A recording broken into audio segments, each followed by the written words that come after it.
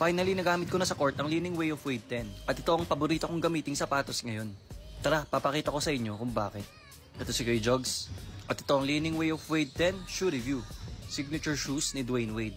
Unahin natin ang traction. Malakas at loud ang squeak niya dito sa wooden court. Sa laterals, top on a dime. Kada tigil mo, instant stop talaga. Top tier ang traction nito. Tapos di pa kapitin ng dust. Kaya naman 10 out of 10 ang traction. Moving on sa comfort, napakalambot at masarap siya sa paa. Mula heel hanggang toe, ramdam mo yung cushion eh. Tapos maganda rin yung heel to toe transition ng sapatos. At isa pa, napaka-flexible nito.